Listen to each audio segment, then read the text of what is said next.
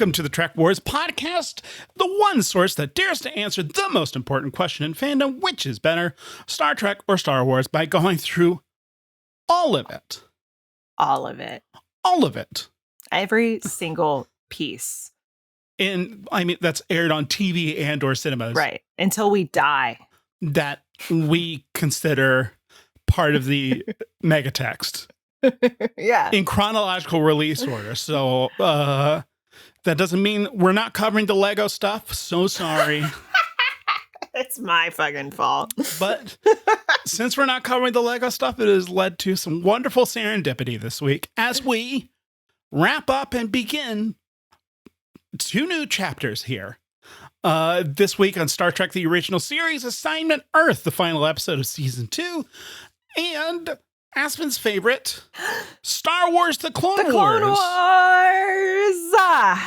I'm so into it. Theatrically released August 15th, 2008.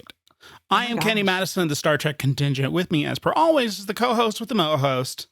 'Tis I, Aspen Webster. Webster. And boy, oh boy, have I been excited to do this episode for... Well, I mean, ever since I looked on the spreadsheet and went, oh, these 2 episodes are getting matched up. How exciting. Yeah, really? Man. Oh, because it's okay, why? Tell me why. We'll get into... okay. No, just don't... Sure. Just give me like a sentence. Give me a sentence. I'll give you less than a sentence. Okay. No, this is still a sentence. Both are backdoor pilots. Oh, true. Both are backdoor pilots. Okay. Yes. Yeah, I'm into it. I think, except by the way, the Clone Wars is just actually a pilot that went to series, and Assignment Earth is not. Yeah, it's just the first 4 episodes of the Clone Wars in movie form. We will get into it. I did not even think about that. I want you to know that it took me halfway through the episode to be like, is this a backdoor pilot? One of our favorite things. You love to see it.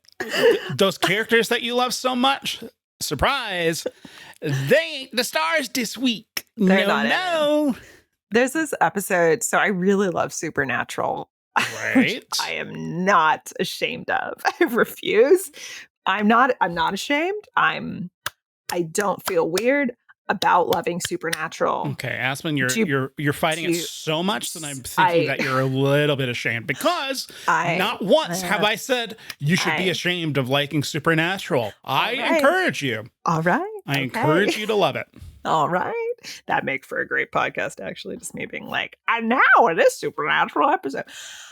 Why was I bringing this up? Okay. Oh, there's the backdoor. There's they tried to backdoor pilot 2 shows.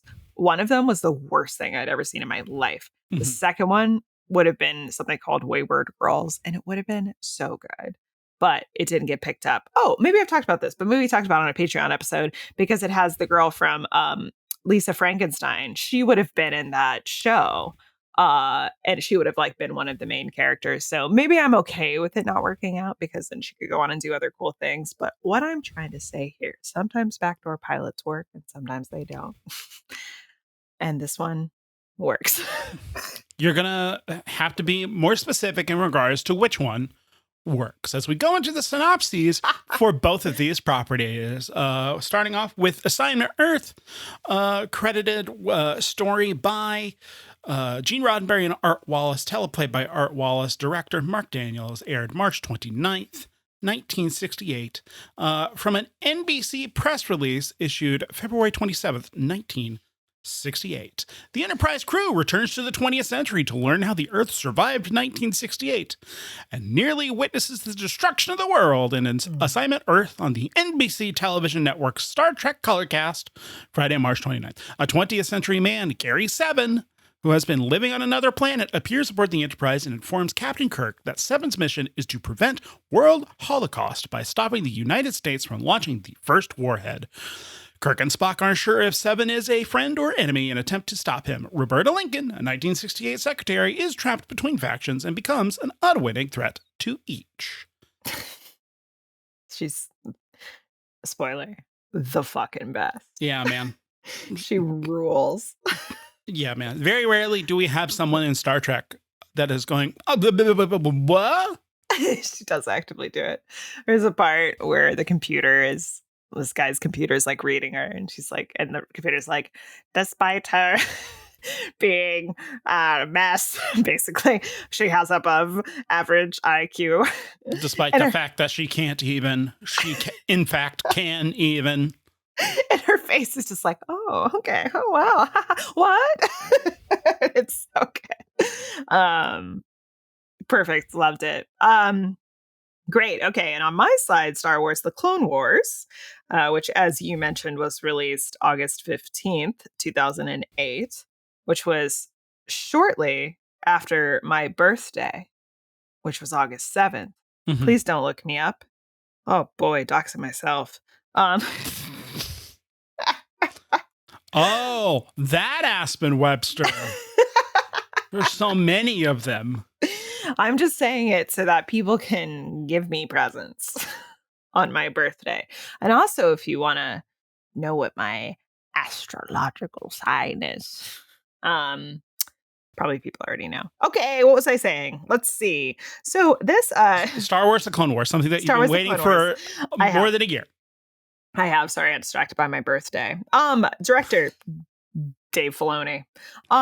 With I mean, yeah, and also it's George Lucas as well. Writers, Minnie, Henry Gilroy, Stephen Melching, Scott Murphy on this one, of course, and with George Lucas assistants. It doesn't say that on IMDb, but I know for a fact George Lucas's role in this, which is very much that he was a huge piece of it. Just goes to show how much better he is with a diverse writing room. Not diverse because they're all dudes, but like a group, a writing, like a room that is not just him. Anyway, let's go for this one. Begotten, the Clone Wars have. As the war to shape the galaxy waves on, Anakin Skywalker unexpectedly gets a new apprentice by the name of Ahsoka Tano. But is Anakin... What? I'm sorry. Ahsoka. Oh. Ahsoka. Okay. Right? Okay. Are you saying this is a commentary on Ahsoka as a character? Don't get snippy with me. I am snippy because I'm Snips, Sky Guy. Get out of here. I had so much fun. But is Anakin able to prove himself a capable master, or will his reckless behavior corrupt his new apprentice? That's only part of it because this is 4 episodes. Okay, let's combine it with this one. They embark on a mission to rescue the kidnapped son of Jabba the Hutt. While you do that, I'm gonna go get my hat. I'll be right Okay. Back. The renegade Count Dooku, however, is determined to ensure that they fail. What do you mean your hat? What are you talking about? Your hat? What hat? What? You come back here. Do you have an Ahsoka Tano hat? I almost got an Ahsoka Tano hat. I saw it and I was like, oh, should I get this? Let's see. So yeah, man, I gotta find better descriptions. And also this. Meanwhile, on the front lines of the Clone Wars, Obi-Wan Kenobi and Master Yoda lead the massive clone army in a valiant effort to resist the forces of the dark side. That's also still true. Oh, I get it. It's your Dave Filoni hat. Yeah. It's like though, it's more like what's his name's hat from Jurassic Park. Yeah, I look a lot more like Richard Attenborough from Jurassic Park. You look, actually, not just the hat. Like you could. Oh my gosh, Kenny, have you considered this as like a Halloween costume? Yeah, but unfortunately, it would be cost prohibitive because if I were to play the guy that owned Jurassic Park and make a costume out of him, I would, of course, be forced to spare no expense. I hate you. I did the description. Oh, is that hat made of plastic? Is it? Probably. Wow. I got it in Mexico. Anyways. Oh, cute. Thank you. Yeah.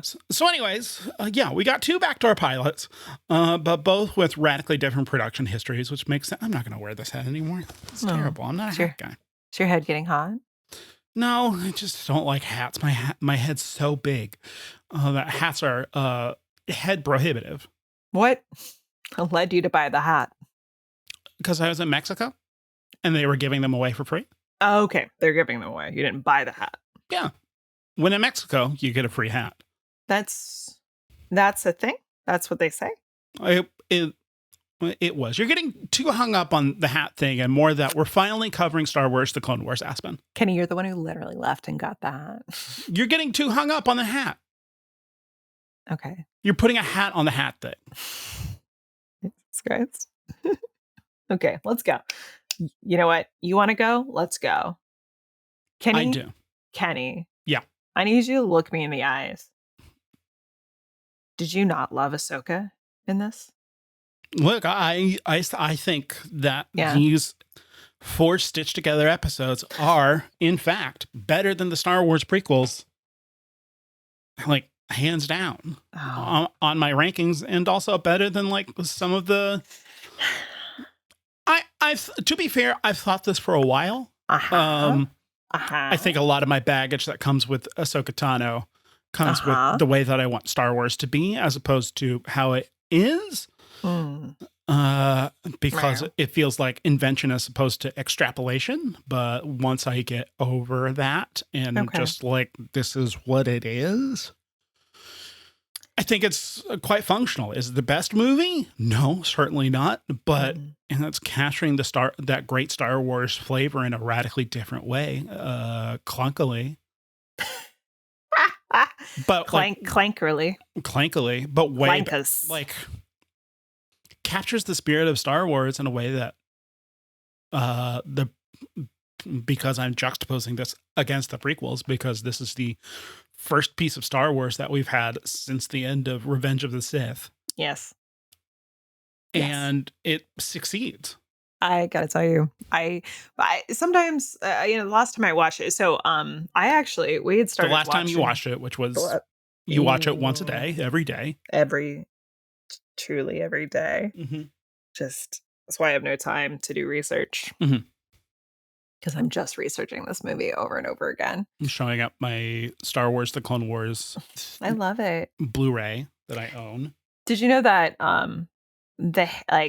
his hair, specifically Anakin Skywalker's hair in this, was designed to be longer than it was in Attack of the Clones, but not quite as long yet. It will become as long as it was in Revenge of the Sith, because we'll go through time. This is the beginning of the Clone Wars, so it's the beginning of the 3-year period of the Clone Wars, but it was specifically cut.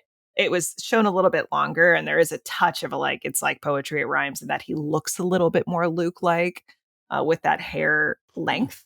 Yeah. Oh, I had no idea. Yeah. This looks great. He's a little cartoon hottie. The research that I did for this week was from Secrets of the Force, the oral history of Star Wars by Edward Gross and Mark A. Altman. And then I sent you a Vanity Fair article that was an oral history of Ahsoka Tano. And then looking at Wikipedia and then listening to A More Civilized Age. A great podcast. Which I thought I was going to be like, I didn't do that much research this week, and then I listed off 4 things of research that I did. Right. You did. You did. Okay. I'm just in a bummer state this week, so I was like, I'm gonna watch my stuff. And when we originally watched this, which we watched all of these during the panini, the pandemic. Oh, you came along to Clone Wars only. That's right. I remember this. That's when, this is like, Kenny, this is also when I launched hard into re-engaging with Star Wars. You became an Ahsoka fano. Oh, Christ. I don't know what happened was before the pandemic, the panini, the panoply. Right before I remember it was Christmas time. We had gone on a little trip to Fort Worth. Fun fact. It was so fun, Fort Worth. Oh my god. I know. I'd never been. And I got really sick. I had the flu. I got the flu from children. I was working with children. And we were in an Airbnb in another city, and we're there, and I just was so unwell. And Joel was like, let's just watch Star Wars. So we just put on all the Star Wars films, which was the only thing I could do. I could just lie there and watch films, and it brought me a lot of comfort and try to eat and just be so sick. And so it kind of sort of started something again. And it was actually Joel who was like, let's watch the Clone Wars. My sweet, beautiful partner. Joel. So We watched all the Star Wars films then because it kind of launched something, as I recall. And then it was like, let's watch What was Clone the order? Wars. It was not in order. I think Which in order though? it wasn't in like 4, 5, 6, 1, 2, 3, 7, 8, 9.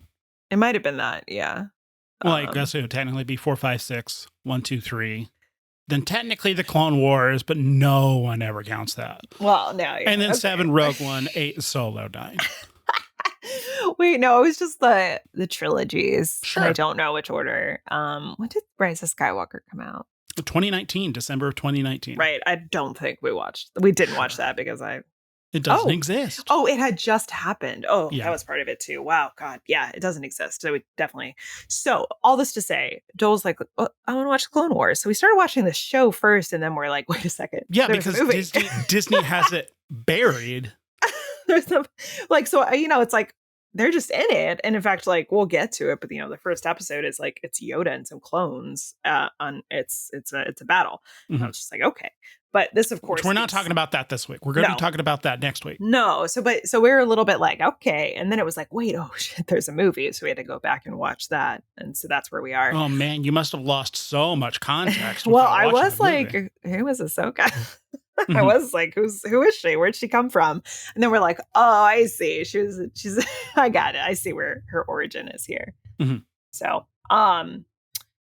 that's where I came to it from, and again, that's not that long ago. Mm-hmm. But here we are. So sure. How about you? When did you watch them? When did I watch? I must have watched the Clone Wars in one of my movie marathons that I used to do, because I like to watch movies. It's something that I enjoy, and so I'm pretty sure I bought Star Wars. Stop it. The Clone Wars. What? I know. You film student, you. I know. But I'm pretty sure that I bought it so I can have the Blu-ray. I specifically remember when that movie came out, and I was just like, back in 2008, I remember reading about it and then watching the trailer, and I'm like, this looks terrible. Oh, no. And then reading the reviews, and the reviews were like, man, this makes the prequels look good. It doesn't. I think I think people had just become tired of what Star Wars, much like my journey with this, what Star Wars had become, as opposed to it being what they wanted it to be. And it's the irony, though, is this does make the prequels look good in that they make the prequels better. We didn't know that, though. We didn't know that at the time. And so critics were extremely savage to this movie. I mean, and the animation isn't... The animation is bizarre. The animation is... So I, as someone who has, like, the most recent Clone Wars I consumed is, like, season 7 most beautiful animation you've ever seen. In my brain was like, oh, that's right. Early Clone Wars sucked in terms of animation. And I was watching and I was like, this is fine. This is great. No, this is fine. it's bizarre in the sense that it is stylized on purpose. Yeah, quite similarly to, this guy. It is, but it's very anime inspired. Mm-hmm. It's that very much, Tartakovsky. It's very deliberately stylized that way. Yes. Like to be inspired by anime, Japanese animation. Yeah. So whenever I saw that this is the first Star Wars movie that first new Star Wars movie that I didn't go see in a theater, and I just never watched it until within the past 6 or 7 years, because I'm a completist, and I was just like, this is okay. Yeah. That's my feelings in regards to this, and it's 4 episodes put together. Most definitely. Yeah, there is a loose arc there. Yeah, it's a fascinating curio. I would love to get my hands on a 35 millimeter print of this thing and watch it that way. Because I think that would add a whole other piece of character to it. But really, it's just such a fascinating curio and just a fascinating signpost. And I think there's a lot and the behind the scenes stuff is way more interesting to me than I think the actual piece. But before we go into behind the scenes stuff about that, Aspen. Yeah. Had you seen this episode of Star Trek before? Nope. And I gotta tell you.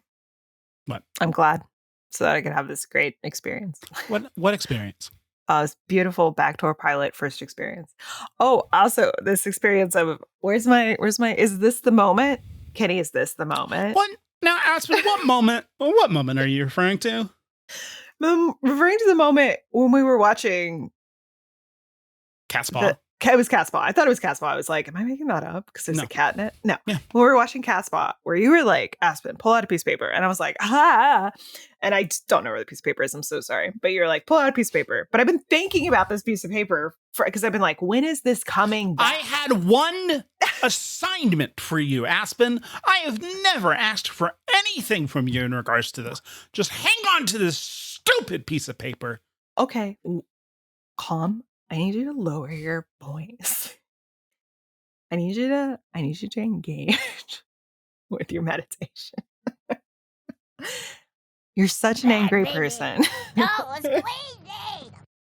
I'm sorry, okay? I don't know where anything is. Unbelievable. So anyways. Well, I'm a mess and I can't even, and my IQ is above average.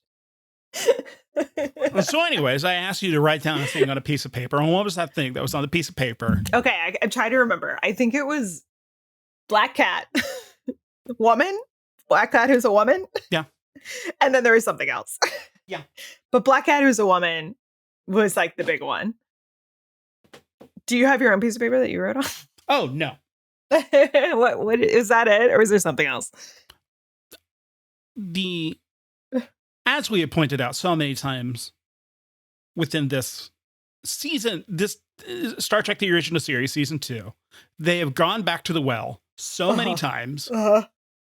You would never expect them to be like, you know what? That one of our favorite tropes is a black cat that's a lady. I gotta tell you, though, Kenny, done much better in this than done in Catspaw.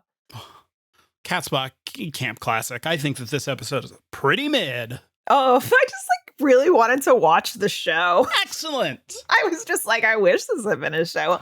I would have watched it. That's Gene's goal. It's basically like, what is it? Like, as I was watching, I was like, this would have been effectively a sort of American Doctor Who. Absolutely. Like, you know, like a sort of plucky, smart female sidekick who's like, says things like, well, you know, it's my generation, you know, that's why we fight for things, because we're worried we're not going to live till 30. And I'm like, that's hell yeah, fucking right, dude. It's too bad you're going to get captured by the fear of losing your class status and fall into greed is good capitalism in the 80s. But that's fine. That's fine. That shit. And this guy who's like a human, but he's raised on, or is like lives on this other planet, and he's like supposed to go through time and make sure that bad things don't happen, and he's like sent around in this little weird machine, and he basically has a sonic screwdriver, but it like affects humans. Yeah. And he's like it's almost like also like he's sort of secret agenty, so he's like kind of like Man from Uncle. I don't know, it's just very, I would have watched it, Kenny. I had a great time. This guy was fun. Also, he spent the entire episode just never talking or sharing any facts, so everybody was just like, what's happening? And he's like, I shan't tell you. It's very Doctor. I mean, Gary Seven and William Hartnell's interpretation of the Doctor. Oh, they're both. There you go. I mean, you already made the parallel of it being like he's bouncing around with a sonic screwdriver, basically. But the sonic screwdriver here also makes people susceptible to suggestion, influence. Yes. Yeah. Absolutely. This is the American Doctor Who. Oh, it would have been great. Yeah. And very American in the sense that he's a company man. But yeah, it is. And I also really dug that actor. I dug both of them. I dug her. I loved her. I was like, I'm in love with her. Robert Lansing and Terry Garr, future Oscar nominee. For what? Tootsie, I believe. Oh, fun. A great film. Oh my gosh. Not a film I have seen, but I know Guess what? that A great film. Dustin Hoffman is in it. The notoriously chill Dustin Hoffman. Yeah, notoriously. True. Yeah. Assignment True. Earth is a fascinating go. glimpse into what could have been. Yeah. And- Inga and Young Frankenstein. Oh, that's right. Inga and Young Frankenstein. No wonder. Oh, and she's in Close Encounters. Oh my God. No wonder. She's just like, she oozes charisma. Yeah, she Oh my pops. gosh. Oh my God. So much. And also brings a great element to Star Trek that, as I alluded to, wasn't aware that I necessarily needed, which is someone reacting to all this crazy Star Trek stuff. Yeah. Which McCoy is our closest. Yes. Yes. But Like- she is just like, what? What? She's more plussed by all of this stuff. She is nonplussed, is what she is. Because that's Nonplussed? what nonplussed. That's what nonplussed means. Oh. She is in fact nonplussed. Oh. Yeah. I'm gonna She's write like, that down in the footnotes. Aspen corrects me. she's like, what? That's the literal meaning. Outstanding. So you love this, and I think that this episode's mid. Yeah, I mean, like, it's so funny because it's like a mid Star Trek episode, but it's like a great episode of whatever it was going to be. Yeah. Well, I think if it had gone to series, it would have gotten, well, depends on who was running the show. If it was Gene, who knows? Mm-hmm. But if it was run by someone else, Yeah. who knows? Yeah. Maybe get Gene Kuhn back there because, I mean, Roddenberry and Kuhn worked together again on another unmade pilot down the road. But we're not Maybe- talking about unmade pilots. Maybe DC Fontana. She could have been great. She could have been great. And she, on this episode, was like, it's a pretty mid episode, Gene. It's She pretty did. mid. Oh, yeah. It's okay. DC and I mean, she was not wrong, but also I think it was just that I was having a great time. That's great. And I always like it because like the vibe of it's so different on purpose. Yeah. And I'm just like, here we are in 1969. Whoa. 1968. We're in 1968. We are? Oh. Yeah. Oh, that wasn't the shuttle, of course. Like, because it was this is actually what happened is it went down and it needed to go down. Obviously, in 69, it did go up.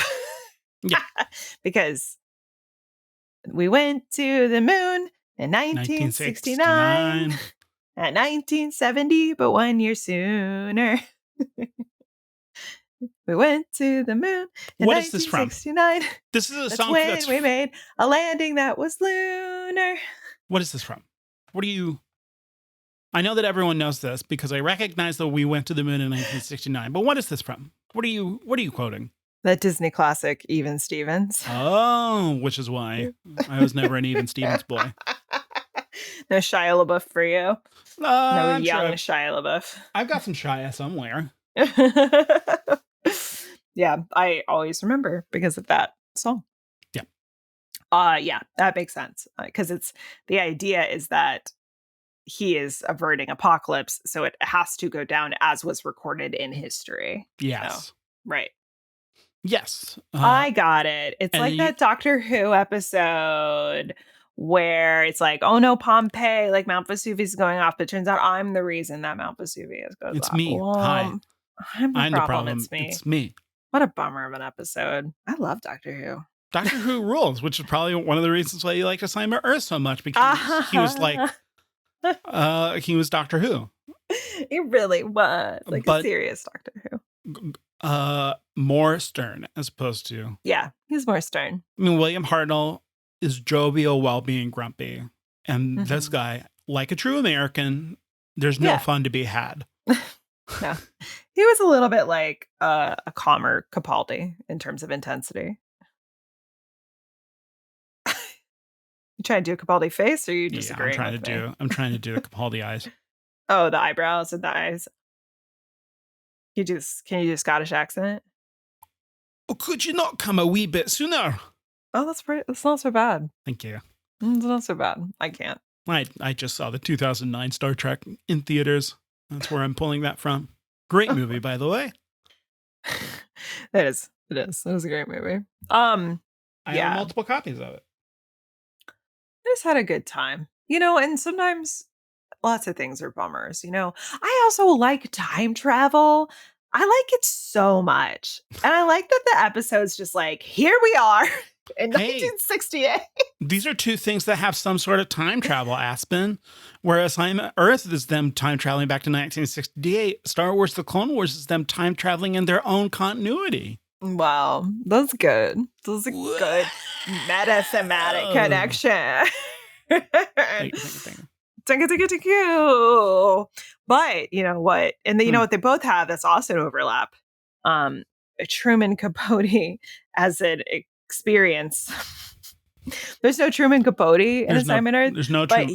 But Truman Capote did live then. And okay, if we apply this by Airbud rules, where they're like, it's not necessarily in the rule book that Truman Capote doesn't exist. I mean, he existed then, and in this, Jabba's uncle is a terrible caricature of Zero Truman the Hutt? Capote. Yeah, Zero the Hutt, a really truly based off of Truman Capote. Sure, yes, Horrifically. In listening to a more civilized age, they have a fabulous diatribe. I know they do. How extraordinarily offensive it is to do that. Which is why coming back to this, in my mind, I was like, oh, because I remembered listening to that episode because it's the first episode. Yeah. And no, it's not the first episode. No, they're they do an episode 1 and episode 2 episode because they're doing it in. Oh, they're breaking it up. Like, okay. Yeah, so because they have to have they're setting the palette for what the Clone Wars are, and also like this movie, well, yeah, it just kind of drops you in, starting with a sensory overload montage. Yeah. Well, okay. Well, let me actually back up. So I have a lot of sensory speaking of sensory, like experiences. Like I remember a lot of things based on the way I felt when I was there or like what I was doing. And I have a very distinct memory of listening to that podcast episode while in a Goodwill looking for stuff for our wedding. Fascinating. And what stuck with me was their diatribe. So coming in to watch this, I was just like, this is going to suck. I remember the Truman Capote, like caricature is horrific. It's not good because that's what stuck in my brain. And then watching it, I was like, this is a very small portion of this. It's the fourth episode, basically. Like it's or third or fourth. Like it's not hugely overpowering. I thought that Zero was in a lot more of this. No, I mean, it's the exact same problematic racial and sexual things that Lucas peppers through the prequels as well. Right. And I mean, the original Star Wars to a lesser degree. Yeah. It's ever present. It's like how we get a 14-year-old Ahsoka and a dumb little tube top. How did that happen? George Lucas was like, I want her in a tube top. I like the tube top. In a tube top. I like tube top. I mean, I just think it looks good. In These Are the Voyages season 2, which I will no longer be able to quote from, they in the book they talk about Gene Roddenberry messing with Roberta Lincoln's costume and making sure that skirt is short, baby. That he's literally on set pulling it higher. Okay. Thank you, creators. Thank you, white cis male creators. We salute you. But she's wearing somebody. She's wearing these really cool tights that have like these like cool lines up the back, and the outfit she's wearing is so colorful and so exciting, and that kind of makes me bummed out. But she looks so fun. Yes, Roberta is so fun, and I feel so sad I don't get more Roberta. I would have watched that show. Oh yeah, that would be a fab show. Yeah. If Paramount was smart, they would be like, let's do our own. Disney Plus has Doctor Who. Let's do our own Doctor Who. Here's Assignment Earth. Yeah. Yeah, they do it. Oh God, that'd be great. I'd be so into it. I would just be like, this backdoor pilot, let's bring it back. Oh God, it'd be good. That'd be rad. They did it with Strange New Worlds. Just do Assignment Earth. That'd be fun. I love it. Let's do it. It's us. Tell me. Yeah. We've been, I mean, since the beginning of this podcast, we've been talking about great man narratives. We've been talking about George. No. We've been talking Yeah. about the genes. Yeah. That we've only been touching. Yeah. On the Daves. On the Filonies. The fedored one himself. Yeah. Yeah. It's Dave. What do you tell me what you know about the production of the Clone Wars? I know that when this started, as I understand it, this is a production. This is what George wanted to do this, Mhm. and he brought on Filoni to do it. He'd really liked his work before and wanted to bring a lot of that style to it. So he had a huge hand in this, and in fact, was like the reason this became a theatrical release as opposed to just the first 4 episodes of the show, because he really loved what was being done. The way it looked, that it was good, and he kind of pushed for it, and that's what ended up why it became theatrical release as opposed to just being on screen. I think there's a perception at this point, and I might be wrong about this, but I'm kind of based on things that I've consumed over the past few years, that this is just a sole Filoni venture, and it's not. It's got a huge, it's hugely Lucas influenced. He had a huge hand in it, and Filoni is I remembered watching something like a behind the scenes once where you can kind of still see that deference too. Like a lot of pieces that come into play are Lucas being like, I would like this, even though you could tell maybe like Filoni would have made a different choice. Mhm. As the series goes on, it is more Filoni's. And that's what you kind of start to see. And then until kind of the finals, especially this like season 7 that came out after Rebels came out more recently, that's a Filoni venture. That is my understanding recollection of it. I mean, you nailed at least the research that I've done. Okay, there you go. That's just all in my brain. Yeah, which is why I'm excited for this portion of the Clone Wars, because I'm excited for you to come up and be like, actually, here's why you're wrong. No, I mean, I do think it's very funny because we craft.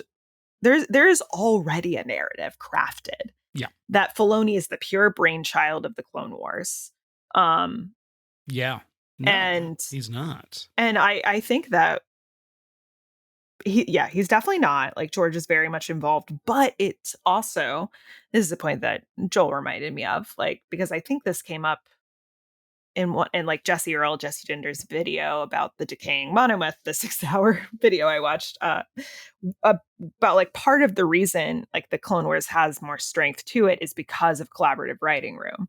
That it isn't just solely just the voice of one person, George Lucas, that there can be, even if he might have final say over things or push in things like a weird Truman Capote caricature, there are still other voices and ideas and other writings coming into play. Like, I read off the writers for this, it's each kind of individual episode. They're different writers.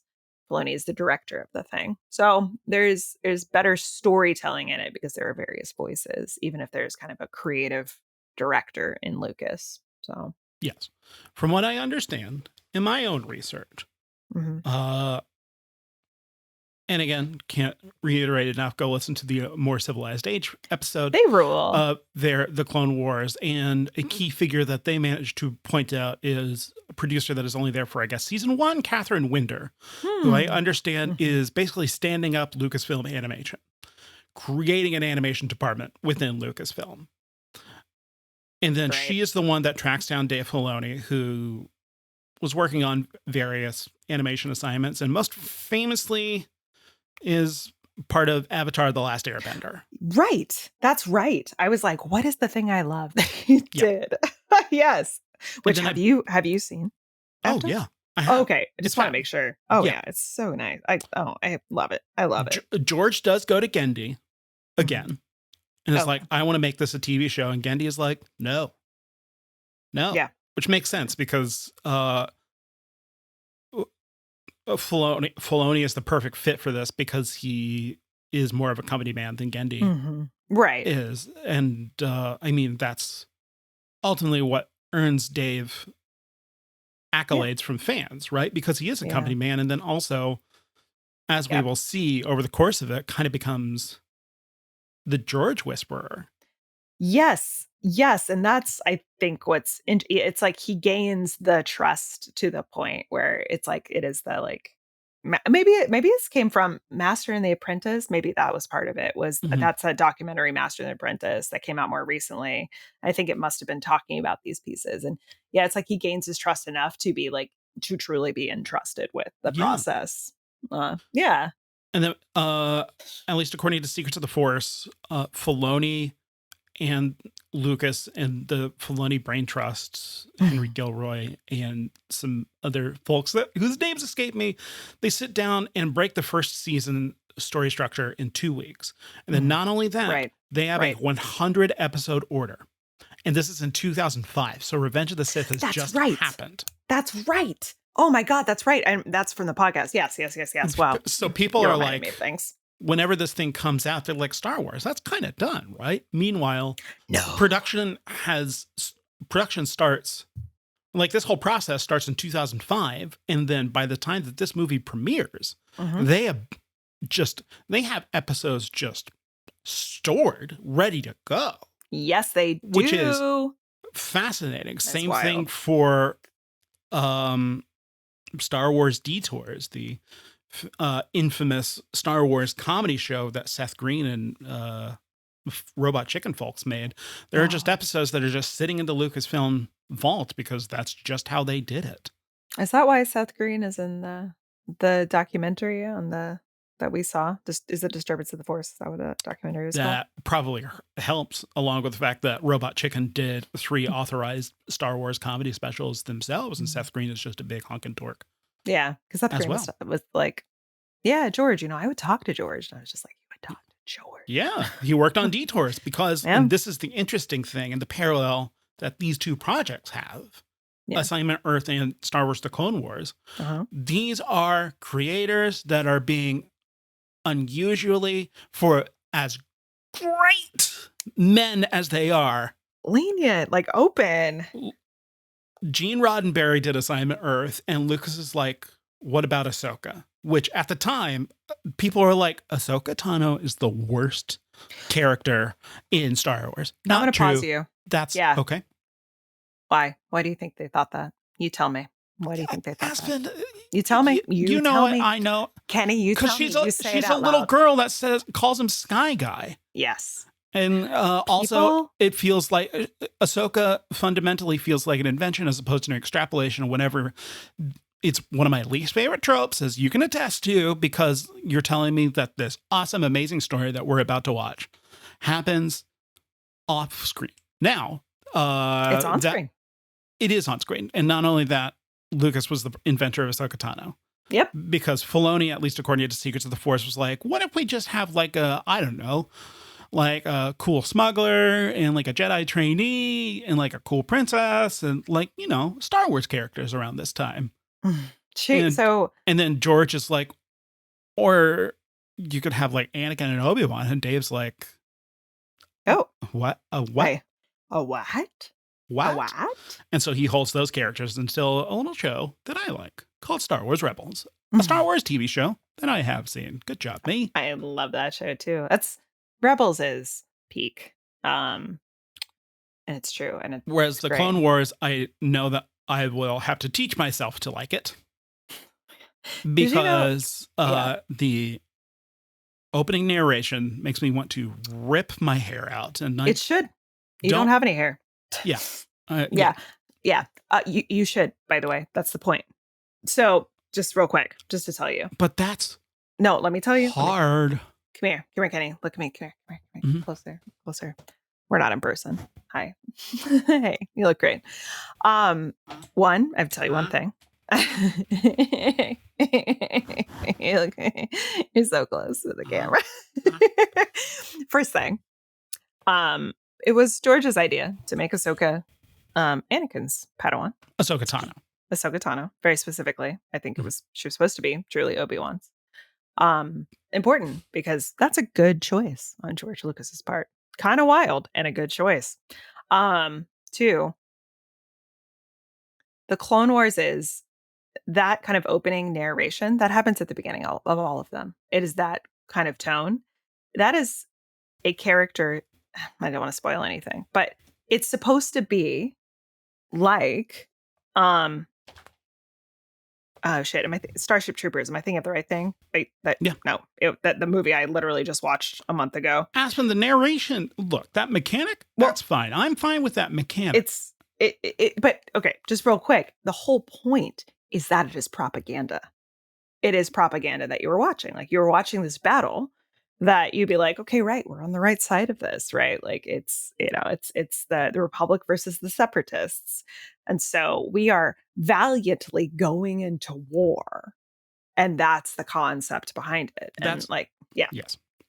Right. It is the voice acting that I can't stand. You don't like it? A galaxy divided. And I'm just I am just like you're putting on an affectation that is not you are being a sound-alike as opposed to being. What was he supposed to be sounding like? What's he sounding like? It's supposed to be sounding like those transatlantic narrators from the war reels that they're copying from. Because if it is propaganda, you can find someone. I mean, it's the exact same issues that I have with the D. Bradley Baker who voices all the clones, and I'm just like, why not just get someone with a New Zealander accent? You can get Tamara Morrison, well, because then you do, and she voices Omega, and everybody hates her because they once again hate young girls. So get a real New Zealander accent person, and everybody hates her. So sorry. No, I mean, and it's fair. D. Bradley Baker coming in, and he's not New Zealander, but he is a good voice actor. Yes. Which is because I'm sure that there are a whole bunch of performances that he is giving where I'm just like, as opposed to the clone performances where I am like, ooh, oh. I think you'll get used to it. You'll get used to it because you're going to have to. I'm 99% sure that I will get used to it. You've got so many episodes you have to watch. Yeah, we're buckled into this thing. He had he speaks all of he's the same voice actor for all of the clones, and yet gives them all personality. They're all different people, and he speaks differently for all of them.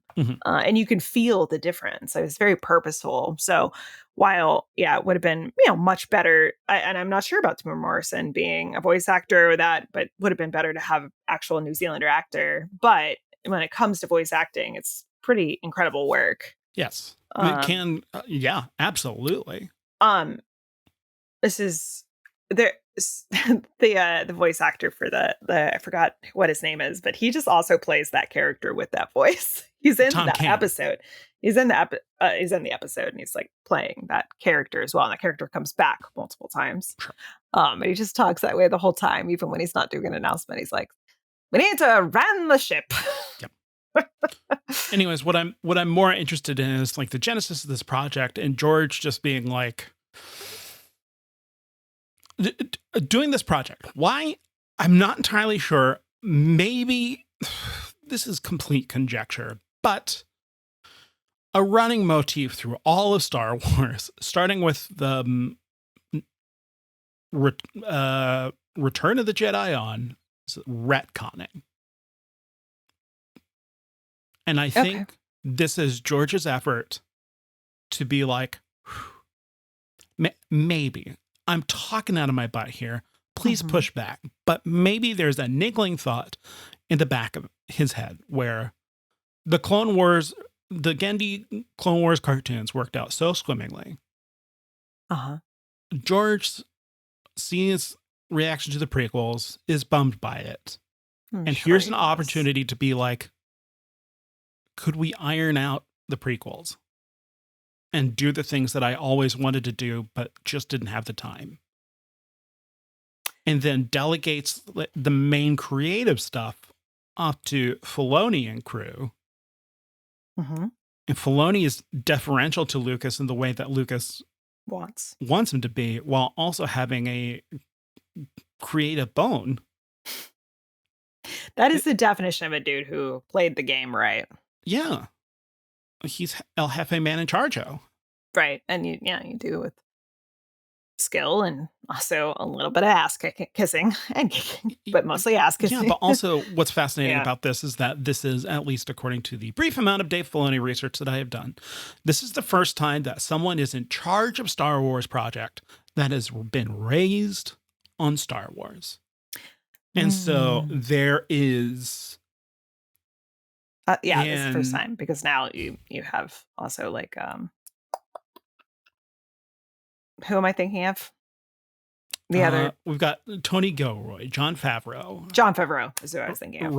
Robert Rodriguez. Yeah, I was thinking of John Favreau. Leslie Headland. So we've got the whole generation of people that are currently making Star Wars that have been raised on Star Wars, but Dave Filoni is the first one who is raised on Star Wars that is also El Jefe man in charge of. And not only that, but from what I understand, is like a Star Wars nerd to begin with. Yeah. Man, your Spanish is so good. Gracias. You got that from the hat. See? And so there's a reverential tone to Star Wars that George does not have, as we've seen with the prequels. Sure. He's reverential to a point, but then also you get something like Episode 1 where George is just like, I'm going to make my own thing. And he just kind of forgets to be reverential to Star Wars until Episode 3, and then gets a little bit like we got to connect all of these strings. I don't, and it's funny. I feel like now we've come into a space where we're like, stop being so reverential of Star Wars. Let's get away from it. But I think it serves it very well in the Clone Wars. Because it's sorry to interrupt, but the thing that I like about this show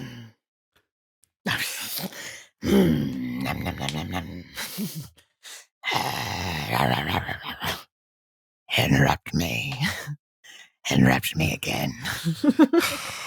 I think you're going to say the exact same thing, which is that it gets the tone of Star Wars right quickly. Oh, sure does. Whenever Anakin is yelling to Obi-Wan, they're back. I'm like, okay, great. They understand what the tone of Star Wars is supposed to be. And it's funny as fuck. Yeah. It's great. It's tongue in cheek, but it's also taking things like seriously. There's no like bathos to it. It's like true, like there are stakes, and also this is who we are. Like these are funny character moments. It feels deeply Star Wars. Yeah. And it just feels fun. Like Assignment Earth. It feels very fun. It feels very interesting. Yep. 100%. I think that's exactly what you're talking about it hits the tone just right. And so it really does it a service.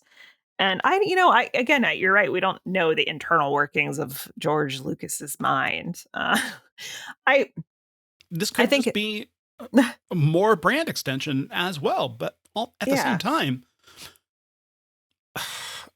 he financed 100 episodes of this TV show. Yeah, and then they ended up being aired. This movie has the Warner Brothers shield in front of it, at least on my Blu-ray. I don't know how it is on Disney Plus. No, it didn't. Yeah, because it was distributed by Warner Brothers, because this thing aired on Cartoon Network. And if I recall correctly, they didn't have a home for this stuff. So George was just going to have 100 episodes of the Clone Wars, just like he's got episodes of Detours that are just there. I mean, okay, Kenny, he brought in, right? Like a huge team, like 300 people. Like he obviously believed in this thing. And all we can do is presume, but I do think you bring up an interesting point, which is like, still, like if I had created 3 movies and seeing people be like, boo, I would be sad, Yeah, I mean, I'd be bummed the fuck out. And I'd just be like, I mean, I really like Star Wars. I like this thing I made. And I'm like, this is a disappointment. So, I mean, I wouldn't be surprised if there's like okay, well, how, do I take this? And, there's still a story to tell, and maybe do what couldn't be done. he did what he wanted to do in terms of special effects and kind of like this newness. He was able to capture what he wanted so badly, right? And with the special editions being like, there's things like that I wanted that I didn't have access to technologically, and now I'm able to do it. So I'm not, I don't, I think we can often, in the same way that we lionize people and take them out of their humanity and they're like, look how perfect they are when they're not. We also might rob some of their humanity by being like, what a piece of shit. He's like selfish and an asshole. And it's like, well, maybe, I mean, Maybe it could be, people are it could be both. complicated. It could be more, it could be, yeah, I just want to keep making money off the thing. And that's at the same time, I want to keep this going and expand on this story and pass it on to other people, Speaking of keeping this going, Assignment Earth. You're so good at that. Thank you. Wow. They're filming this episode in the beginning of January, and morale is low because they don't know if Star Trek's coming back. Oh, they don't know if it's going to be renewed or not. No, I forget which episode of Star Trek it is, but there is a the famous letter writing campaign where NBC was flooded with so much mail that they had never done this, at least from what I understand. They had to literally come on the air and be like, Star Trek has been renewed for a third season. Please stop sending us mail. Yeah. And so morale is low while filming this because they don't know if they're coming back. Gene Kuhn has quit. Everyone liked Gene Kuhn. John Meredith Lucas is who he is. I think he's doing a good job. I think it was you or someone else that had mentioned the story about Shatner and Gene Roddenberry being on stage at the exact same time, and William Shatner just does an about face. Yeah. Morale is low. Yeah. And not only that, as we talked about this year, Gene Roddenberry is basically pieced out for a sizable enough portion of season 2 of Star Trek to write an unproduced Robin Hood pilot. And so they end the season with this backdoor pilot where Kirk and Spock are like, well, looks like Gary Seven and Roberta Lincoln will have a lot more fun adventures. Yeah, they're barely in the episode. It's funny. They're kind of villains in the episode. Yeah, they are. They're obstructions to Gary Seven, which they're like being nebulous about what Gary Seven's allegiances are. But Gary Seven is, we know he's our good guy, and Kirk and Spock obviously are good guys. I mean, I think what helps him is the cat lady. Because just to be clear, Isis, because you always say the top like cat spot, there's another black cat that's a lady. The cat makes it a 10 out of 10 for me. Okay. Because do you want me to just put that on the spreadsheet now? Yeah. Let's just go for it. Because someone is obviously like also doing like a touch more like sound effects for this cat. Because it's not just normal cat meowing. It's Barbara Babcock. Wait, really? That's the voice actress of the cat. Oh, incredible. Because this cat is doing things like and is reacting. And I love her. And I was just like, what a well-trained cat. At one point when he's like lying, he's like on that kind of like thing up in the sky because he's working on the shuttle or working on the rocket because he needs to bring it down. The cat is just on his back. And I'm like, look at you. You like a little weighted blanket, you perfect baby. I love you so much. Which is so funny because she's actually a sexy lady. And she can be both. She can be a perfect baby and a sexy lady. Yeah. We're not going to sexy lady shame here. No. If you want to be a sexy lady, we support you. Yeah. Oh my gosh. Yeah. No, I love that cat. She's making so much noise. Yeah. She's just like, and he's like, I know. Like, listen. And she's just like, like, if I, like, that's my dream job, Kenny, is to be that. Okay. So when they bring this show back, that's your dream job above anything else? To be, what if it was like a professional napper? No. Someone went, No. we will pay you $200,000 to nap. I do. Okay, that sounds really good. How much would I have to nap? As much as you want. Okay, not like more than I want. No, they're like, hey, we're one of those companies where you make your own hours, dude. Okay, stop distracting me. Okay. I'm talking about being a cat voice actor. Meow, meow, meow, meow, meow, meow. But like that, not like the cat, not like Salem the cat from Gay! Yes, exactly. It's good. No, I mean making cat sounds, but like in a human way. Sometimes I do that on stage. I do that on stage a lot. I play a lot of animals, sexy animals.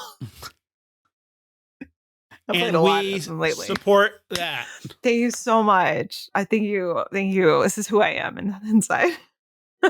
Yeah, sorry. I got off track talking about how much I love this cat. Sure. But because what I was going to say is I think it's hard to think he is a baddie, even though he's holding a cat. So at first you see him and you're like, oh, that's very Blofeld of you. But like, the cat's cool and he's pretty cool. Yeah. And there's Roberta and you're like, she's pretty cool. And you're like, well, he can't be that bad if he's got a cool cat. I couldn't help but think about Star Trek II. I know that movie. Yeah, we covered it on this podcast. I know. It's great. It's a good movie. People should listen to that episode. It's a great app. Because we really liked that movie. Yeah. Because we really watched liked two that movie. really good movies that week. Oh, because that was Empire and Yeah. Wrath, right? Because, oh my God. Yeah.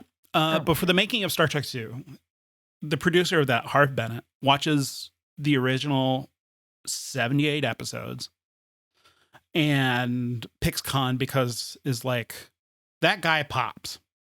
Sure does. He does. Out his shirt. You know who else pops? Gary Seven in this episode. Oh my God. What a dude. I looked him up. I was like, what's this dude been in? What was he doing? He was a supporting actor, wasn't really ever a leading man, and then became a supporting actor after this. What a shame.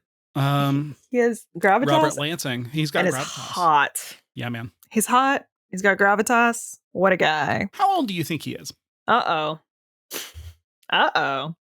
You ask me this question usually, and they are much younger than I think they are. Mm-hmm. I'm going to go with 28. That's okay. You undershot it I undershot by a great it. deal now. Oh, okay. 40? Very close. 38. 39. Ah! He's 39. Okay. Well, I'm 4 years away from that. Of playing Gary Seven. Yeah. Well, we look very youthful. Yes. Did I ever tell you about this time that I like sort of drunkenly met a lady and she was like, I'm in town because my daughter is trying on wedding dresses. And I was like, oh, that's so nice. And I was like, your daughter's trying on wedding dresses. And I was like, what? Like, because she also looked pretty young. And she was just like, yeah. And I was like, wow. I didn't say anything because I'm like, I don't know. I'm just like, you're so fun and youthful. And then she was just like, how old are you? Like 25? And I was like, wow, thank you so much. A thing that I hate that I liked, but also when I was 25, I looked very young and I didn't get a lot of respect. And so it's always been annoying. And now I'm just like, oh my God, thank you. And they're like, what do you do? And I'm like, I don't know. I just don't smoke and I don't have children. Mm-hmm. I drink a lot of water. I don't know. Yeah. I try to keep my blood pressure low. I dress like a child. I dress like a 10-year-old boy. That's what really makes me look 25. Mm-hmm. I will say you are wearing the largest Six Flags Fiesta Texas shirt that I have ever seen. Big shirt. Big shirt. Big shirt. Huge shirt. Huge shirt. Huge shirt. Just some dumb little shorts. Speaking of dumb little shorts, Gene Roddenberry had written Assignment Earth in 1965. Yeah. Just as a spec pilot, got partnered up with Art Wallace, who, Aspen, obviously you remember what episode he wrote. An episode that you definitely remember, and I definitely remember. The apple. Oh, Aspen, it's so much more memorable than that. Oh. It's a great, that episode that we both just love. Oh my God. Obsession. Yes, Obsession. We're back, boy. baby. We're back. Obsession. An That's episode right. that dares to answer the question, what if Captain Kirk was attacked obsessed. by a cloud? Yours is much better. No, I'm sorry. I like step on your jokes sometimes. I'm so sorry. You're allowed to step anywhere. Thank you. That could have gone a multitude of ways, and I wanted to pull back very quickly. So it gets partnered up with Art Wallace because he's got a Gene Roddenberry's pilot is called Seven. Art Wallace's is better called Space Cop. I really like it. Much better. I don't like cops, so I'm glad it didn't happen. But that's yeah, but you kind of put the word space before anything problematic, and it kind of improves their reputation. I guess that's true. You'd check out at least 6 episodes of a show called Space Cop. Yeah. Like a 1960s procedural called Space Cop, and you're like, I'm sorry, what? I'll check it out. My God, he even has like his own transporter that's very TARDIS-like. Yeah. Like, except it itself doesn't move. Like, it just transports him to other places, but it has a whole vibe. Yeah. He's got a whole vibe. And there's a whole like Gallifreyan type secret culture that we're not aware of, but instead of Time Lords, it's all agent numbers because Gene's also cashing in on the spy craze of the time. Which like that explains the Man from U.N.C.L.E. kind of feel. Oh, yeah. Right. Absolutely. So, yeah, I'm sure like so many things. Also, yeah, that's great. I love spies. It's sci-fi James Bond. Hands I down. love it. I'm just telling you, look at what we lost. Look at what we could have had. And this is the value of when creators kind of don't care.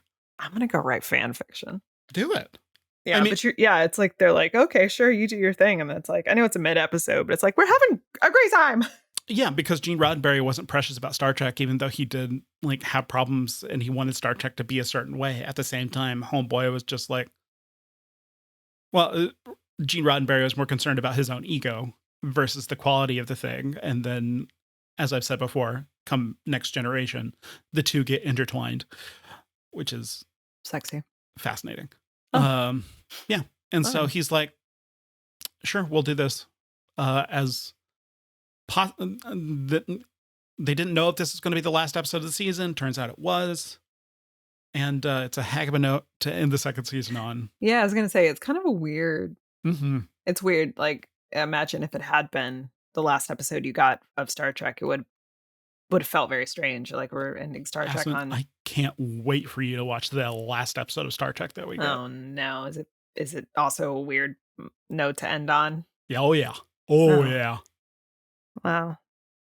I guess it's no different than any other show that's like, I guess we got canceled. And you're like, oh, boy, now? Yikes. Oh, man, I don't know. That's not good. Like Sense8. And you're like, we'll just get a weird nonsense extra long episode to wrap it up. I can't wait for 9 years from now when you watch Sense8 and like it. I have... You know what? Yeah, I'm fine with that. Speaking of weird nonsense, extra long episodes, the Clone Wars. We're establishing. We're back, baby. Because we like to talk about the politics and the philosophy of these things, and we're kind of. I mean, obviously, Assignment Earth's politics are worn pretty loudly on its sleeve of being like war bad, Cold War bad. Let's all get together, and also, having a good spy romp because the paradoxical thing of Gene Roddenberry being a conservative liberal. Yeah. Or I guess a neoliberal. Is he a neoliberal? I mean, yeah. He's not a lefty, but he's a Hollywood liberal of the 1960s in the sense of being like, I like being a company man. Yeah, no, you can call it that. Yeah. Well, they're like, yeah. Not progressives or leftists, but just like a white liberal. I mean, we have different terminology for that now versus what it would have been then. I mean, he's a white liberal.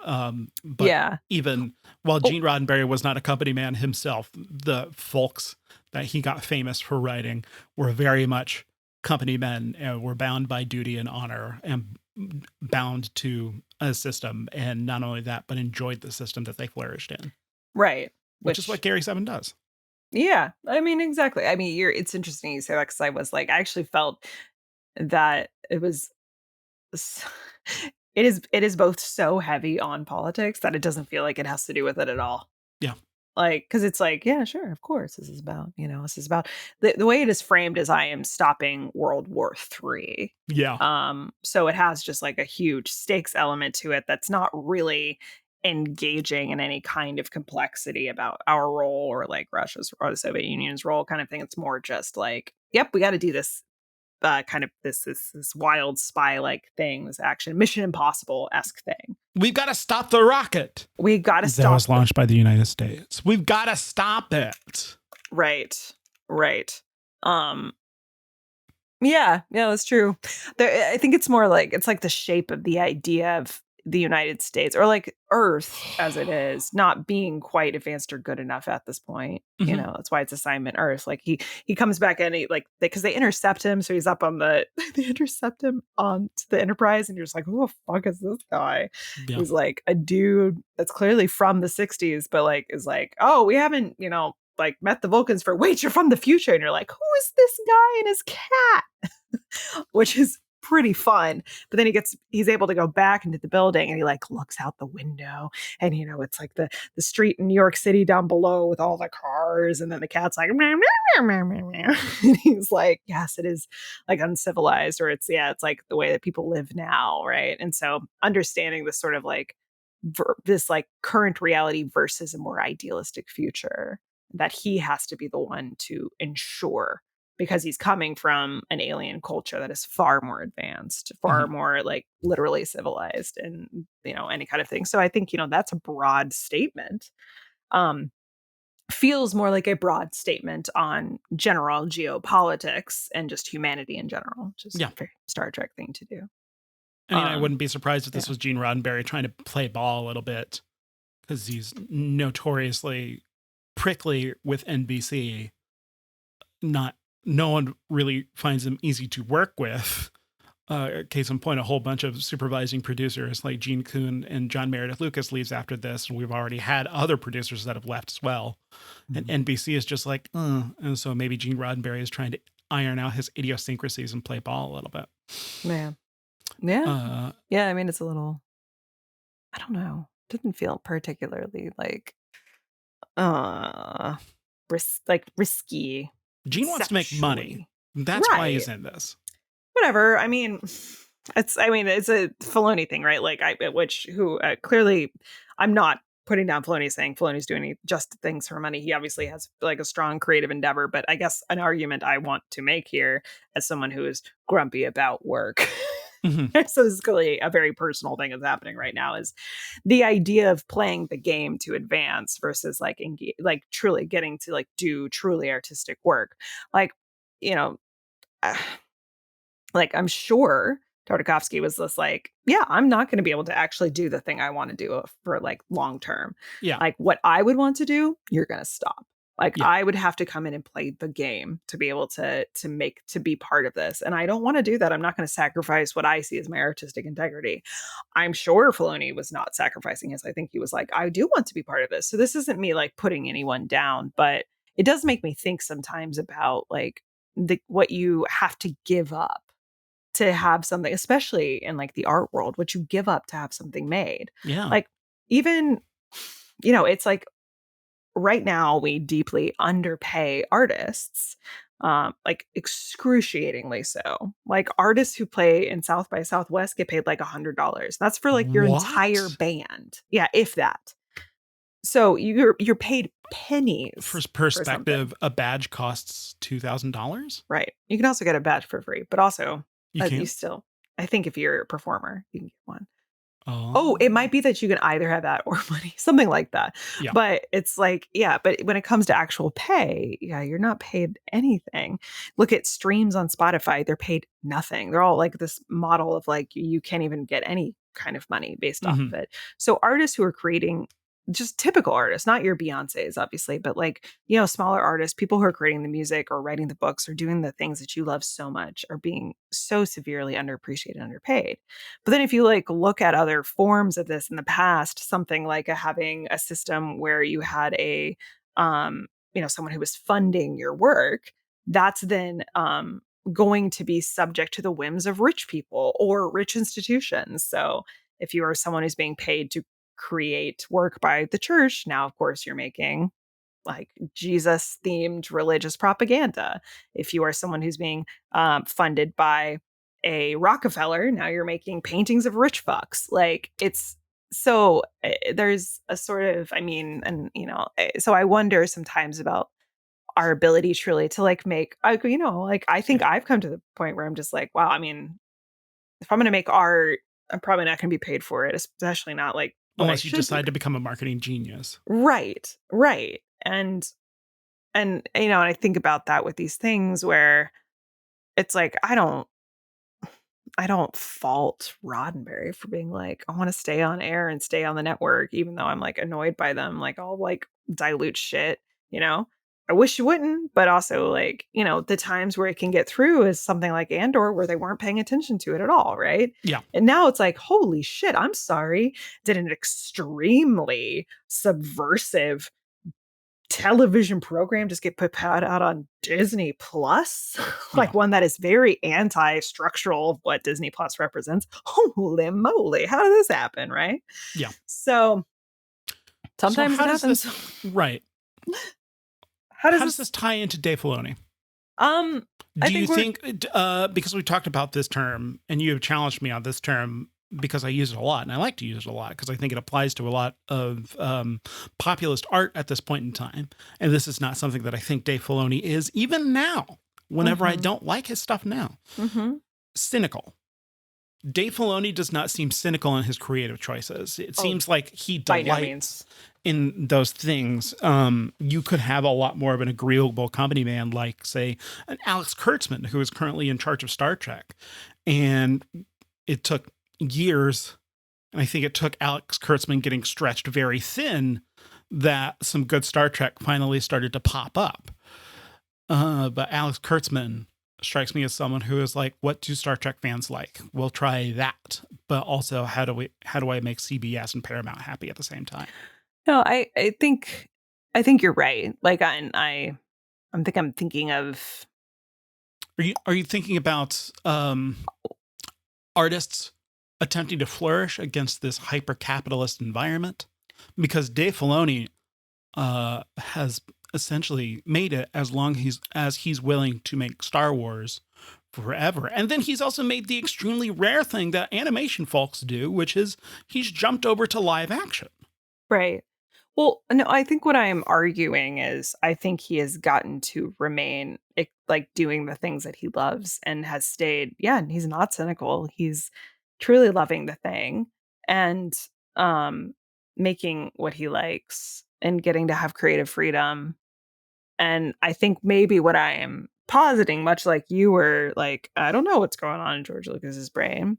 I wonder how much of that is possible by playing the game of being a company man. Yeah. Versus if he had been more like, I'm interested in, it's like what we were talking about at the top. Like I'm interested in more kind of ideas that go harder. Like, if he had gone for anything more, that's what I'm looking for here. Like, safe. If he had gone for not safe. Harder is I think correct word. Andor, right. Shoot. Well, now I'm looking for a different word for lack of another term. Andor goes hard. It's it does. And then all of Filoni's choices they're pretty safe. Strike as very safe. Yeah, they're pretty safe. I mean, but not cynical because you look at the reaction to the Filoni stuff.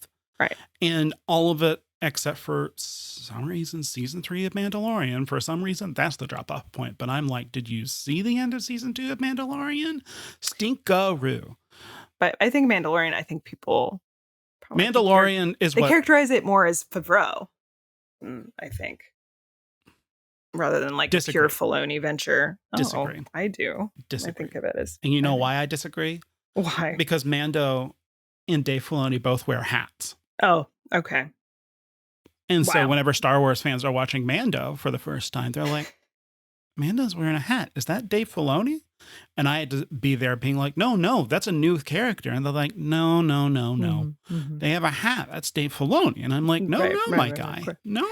No, my guy. That's a helmet. And I'm like, and they're like, no, helmets aren't real. And I'm like, should I have picked you up in my Taurus? No, definitely not. Definitely not. And why did I take you back to my apartment to watch the premiere of Mandalorian as opposed to getting you emergency services? What is going on? I'm You drawing okay? on it's neither here nor there. Are you? Anyways, No, it sounds like it was a really hard time. Sounds like it was a the really premiere of hard time for you. Mandalorian was a really hard time for us It was all. a really tough time. It was a really While tough time. Sorry, I promise you, I'm like way with you on this. I'm just like curious because I guess obviously as like kind of creative director on things, he wrote He 4 he is episodes of The Mandalorian. yeah. But let's see, and produced it. I'm like looking, and like, why am I in my mind is Favreau more? Oh, yeah, because Because Favreau created in the it. first season, Favreau was a lot more involved, and then Yeah, season he's 2 the of Mando writer of happens. 24 apps. Yeah, And right. you're just like Filoni's, all I of got Filoni's favorite things are in right. there. You're right. And then I see.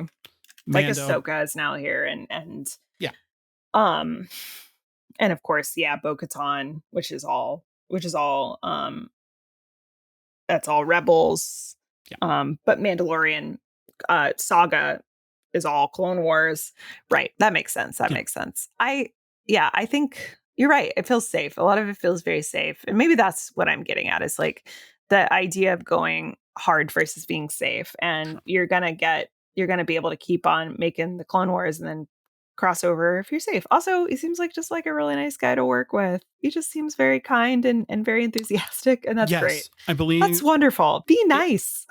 in Secrets of the Force, and perhaps this was just a soundbite, but I believe that was Ashley Eckstein who voiced Ahsoka. And I could be misattributing this quote, but she says Dave is the best director that I have ever worked with.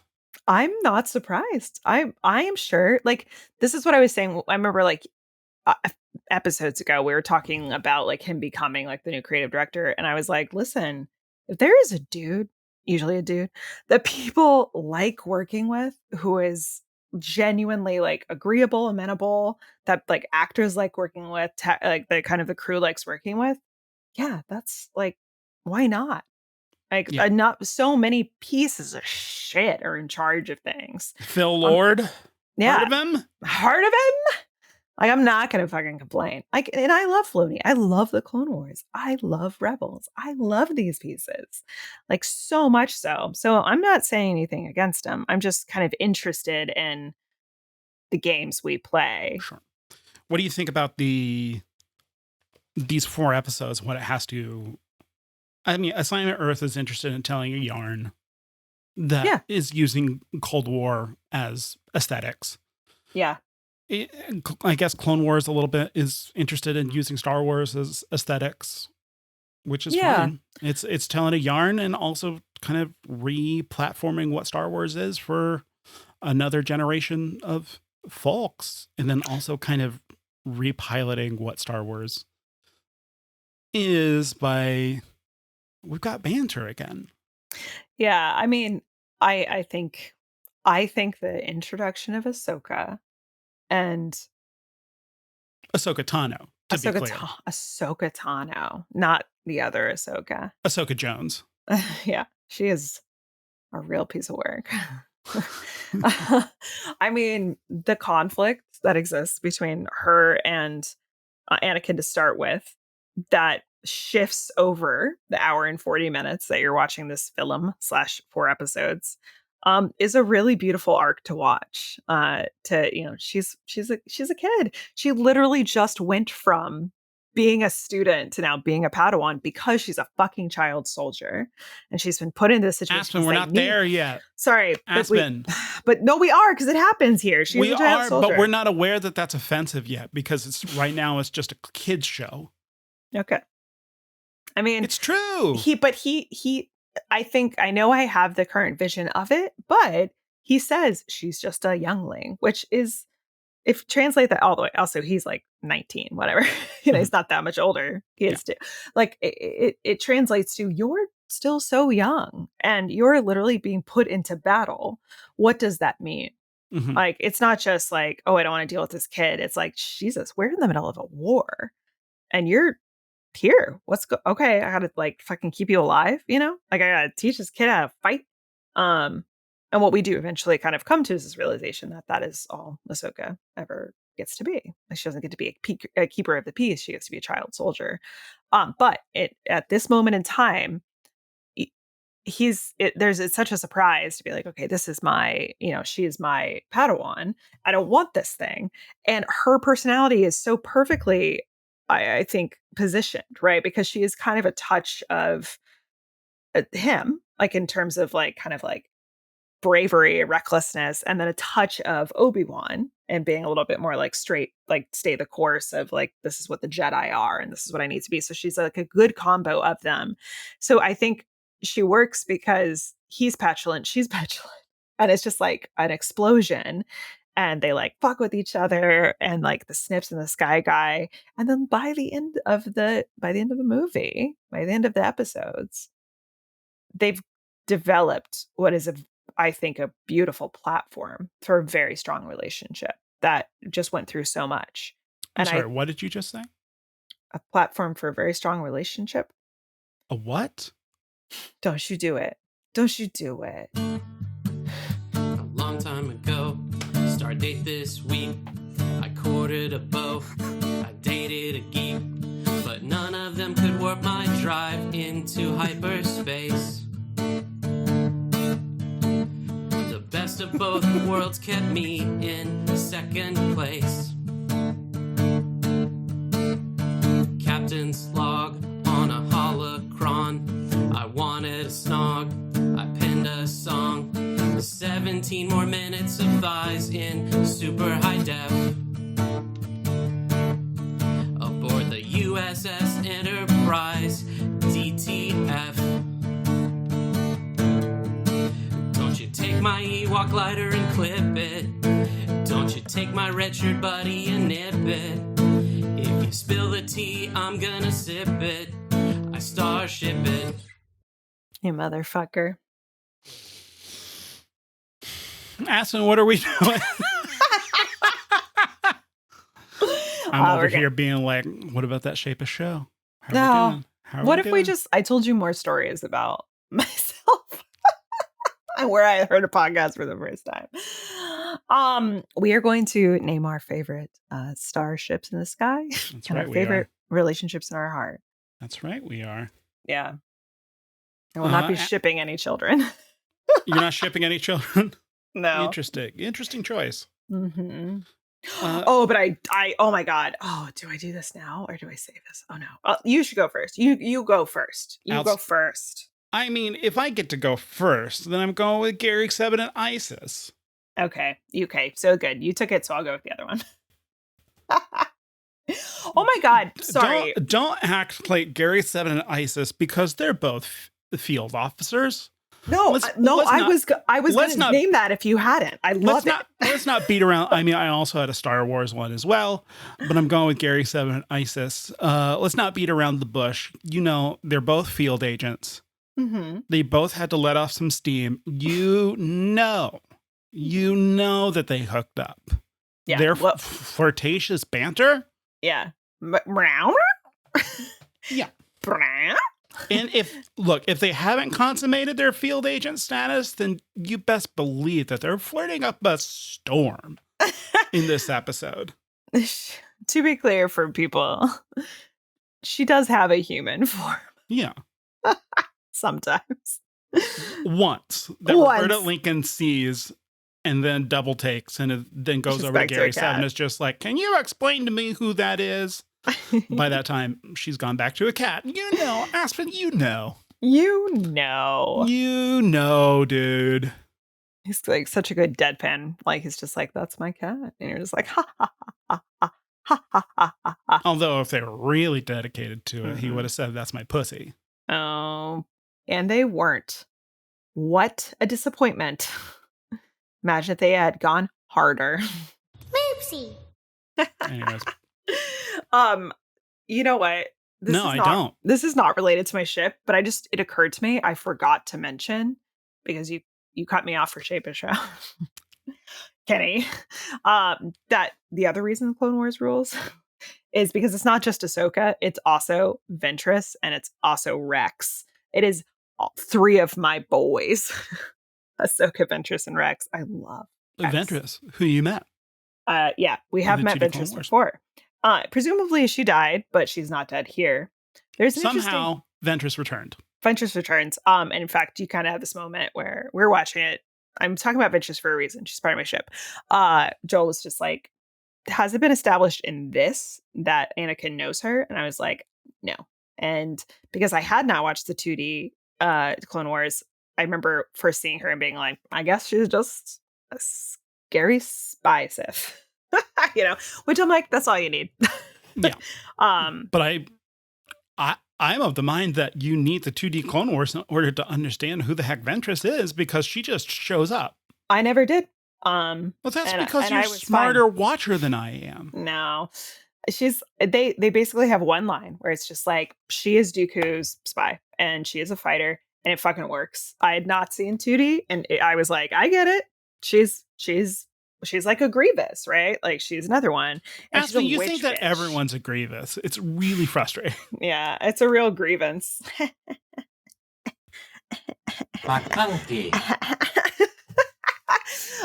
My ship is Ventress and Obi-Wan. Yeah, of course. That's the other one that I was going to pick. Yeah, those are the two. Those are the two biggies. I, though, to be clear, ship Ventress with everyone. Mm. She has chemistry with everybody. There was a chair, and Ventress was flirting with that chair. It was incredible. But it's like very toppy, like flirting every time. Oh, God. Like, she oozes sexy. Do you know she's a Dathomir? She's a night sister. She's a Dathomir witch. Oh my gosh. All of the Dathomir witches. We get it. Dathomir witches. Everything's a Dathomir witch.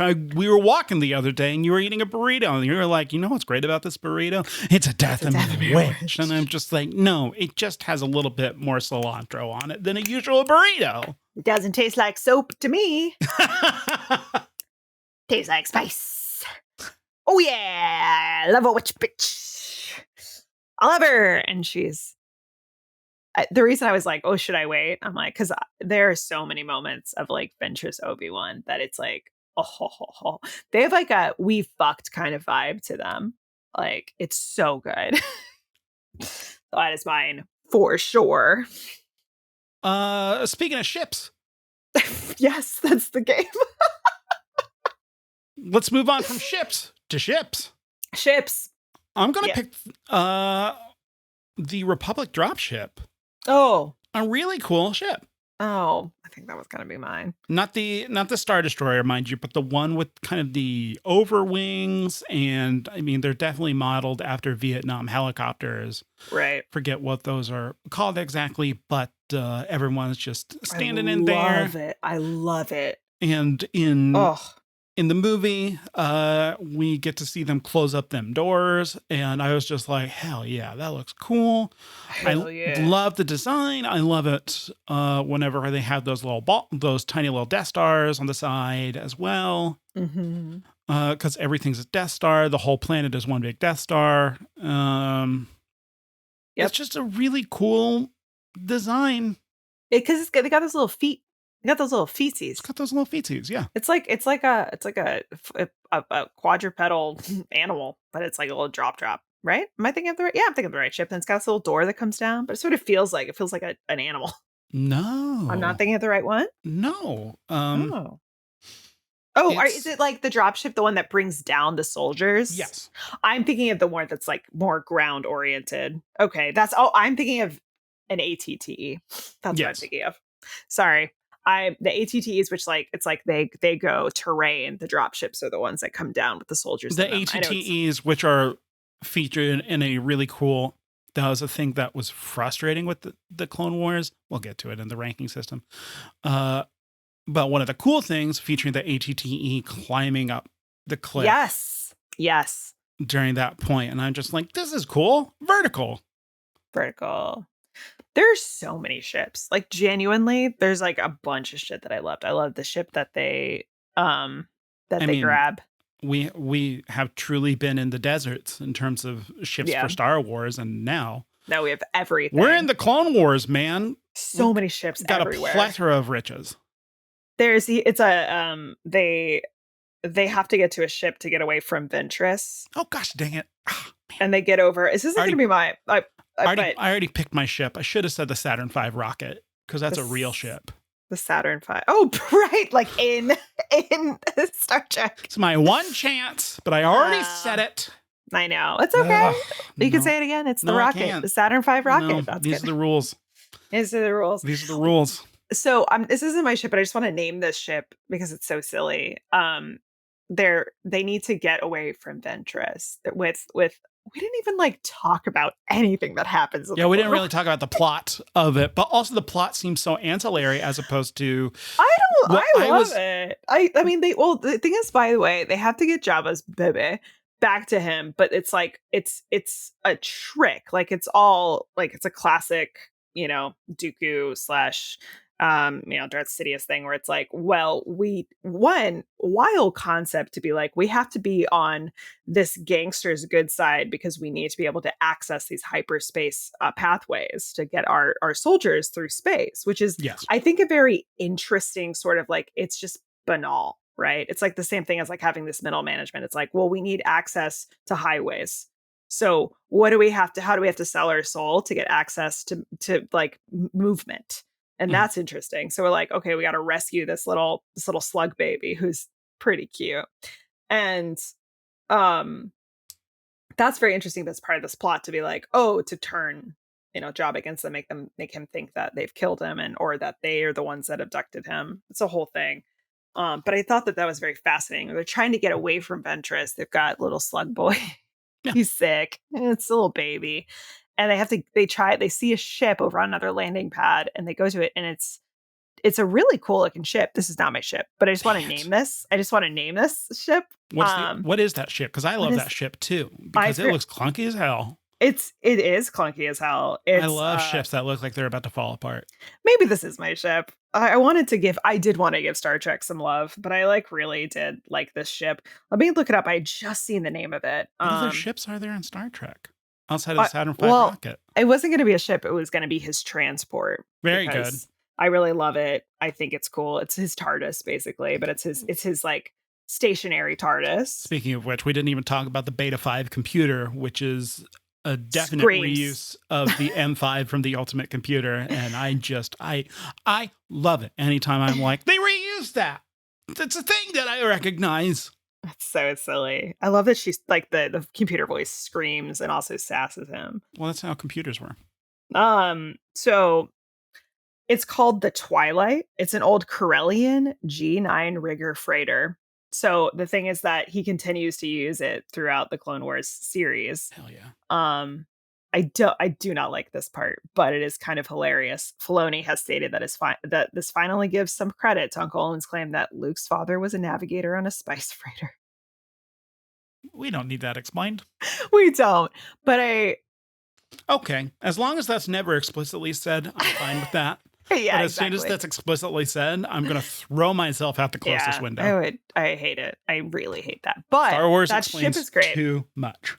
That ship has such a funny shape. It's got like a fin at the bottom. It's a Diet B-Wing. Yeah, it's a Diet B-Wing. It also looks a little bit like the ships at the end of Last Jedi that they take out that have like the ski on the bottom a little bit. I really like that. But yeah, it's a clunker, but it can go into hyperspace. That is not your ship, though. No, my ship is the transport that you're talking about. The Beta 5. I'm talking about, yeah. But the way that it transports them is it looks like boo, and it's like a blue mist. You do love to see it. And then they bring back the Beta 5 in, of all places, Star Trek Picard season 2, which is so wild. That is weird. Okay, this is the better choice to choose this one because this other ship, the Twilight, comes back. So I can always grab it again if I want. You can. Yeah. So anyway. Look at you acting like the Republican Party in 2000 rigging the system. I am that. Apparently, someone, there was like, I just read this thing and I guess it's true, whereas apparently someone was lauding George W. Bush and Jill Biden, Dr. Jill Biden, was like, absolutely not. Like, that man sent my children to war and got really enraged. And I was just like, yes, bitch, go. Even though genocide. But you know what? I get it. Let's call it out. Well, speaking of misplaced gore, so too is the central conceit of our podcast as we put two things we love to an unfortunate battle. As we go back to which one is better, Star Trek or Star Wars? Again, Assignment Earth, the last episode of season 2 of Star Trek, the original series, versus the film Star Wars, The Clone Wars. I believe I went first last week, so I'm going to start with Aspen. Aspen, what do you rank Assignment Earth? 7.5 because I had a fucking great time. I know that it's a mid episode, but I had fun. I really enjoyed it. It made me, if it was intended to be a backdoor pilot, it got me interested. And that seems good enough for me. Everyone is great. I wish you could get that published in a newspaper as a little blurb. I'm going to give this a 5. Yeah, mid. That's what you said. Mid. Quite mid. I found my attention wavering a great deal, which is unfortunate. Yeah, just mid. It's mid. There's not much there. Roberta Lincoln sings. I would have loved to have seen more Gary Seven, but this episode there is not much going on outside of introducing new toys. And that's unfortunate. That's fine. It's unfortunate that you're wrong about the property you're supposed to love. All right. Speaking of the property that you're supposed to love, Star Wars: The Clone Wars. Aspen, what do you rank it? It's funny because like I would give the episodes all different rankings, right? But I have to give this as a collective whole a ranking. So I'm going to. You're giving Star Wars: The Clone Wars a collective ranking. I am giving it. No, like this movie. Okay. Yes. This okay. as a movie. So I'm going to give it a 7. All right.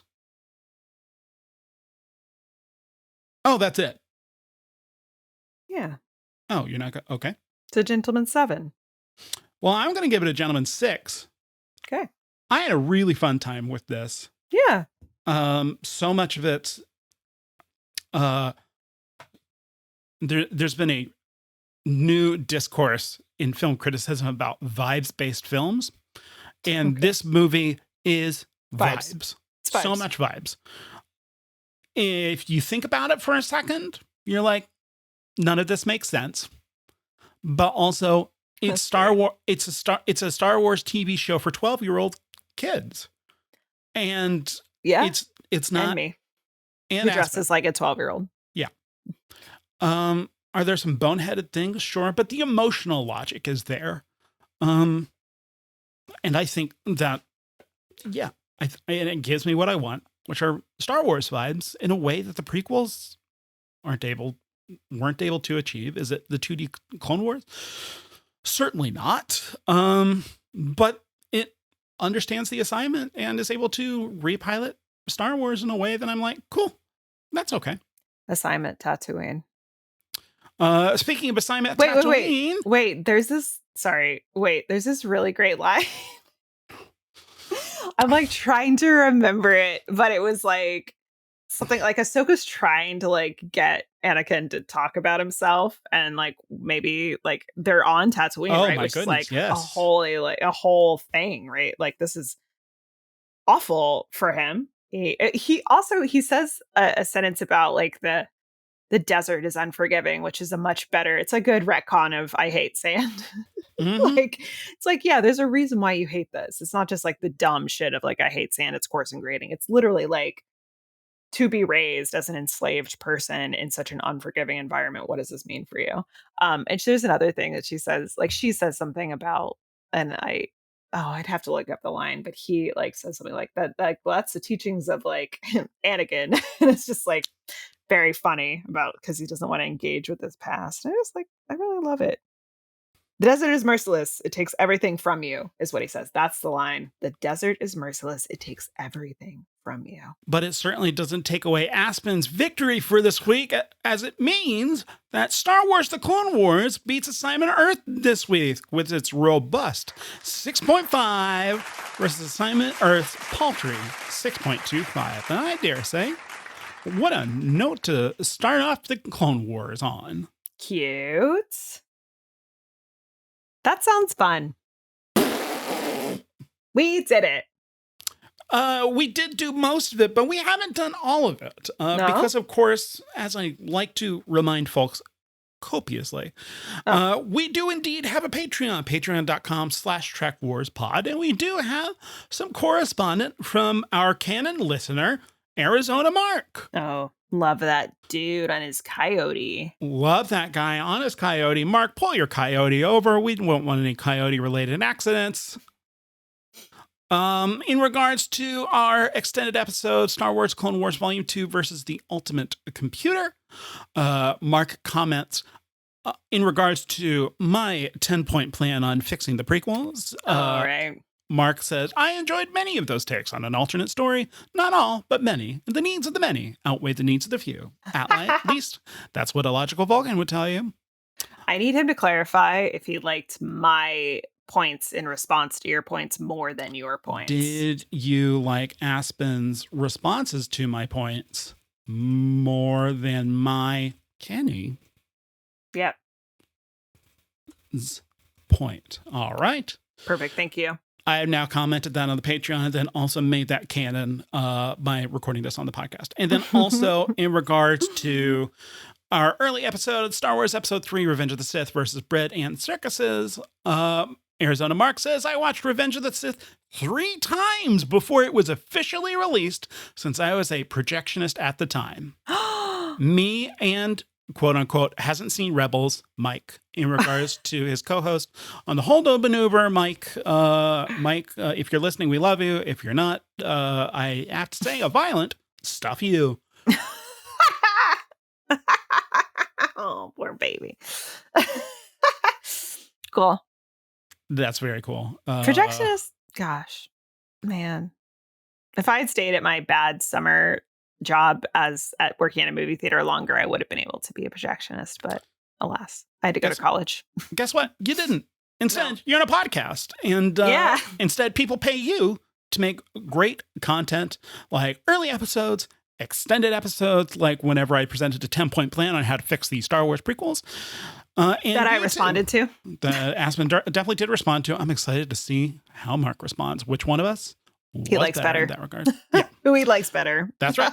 And you could join the if you signed up at $5 a month, you too could join the auspices of fine folks such as Timbo DeSosa, Emily Brycelove, Heidi Rogers, Kevin Miller, Arizona Mark, Aaron Sines, and lastly, but certainly not leastly, Joel T. Partner, who composed our I Starship It theme song. Our main music is by Mr. Tosin Awofeso. Please visit the link in the show notes if you would like to use any of his services. But boy, howdy, did we use his services, and boy, howdy, are we satisfied.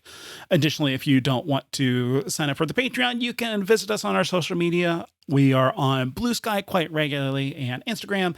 And finally, as other folks have slipped into our email, trekwarspod@gmail.com. Anything else, Aspen? No.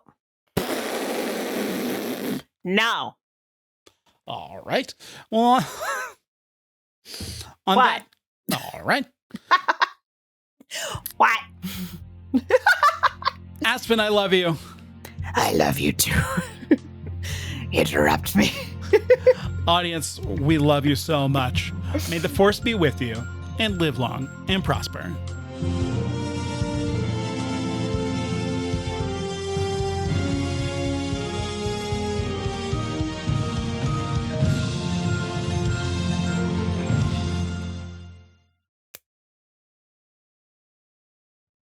You're waiting for me to say something cool? Yeah, like that.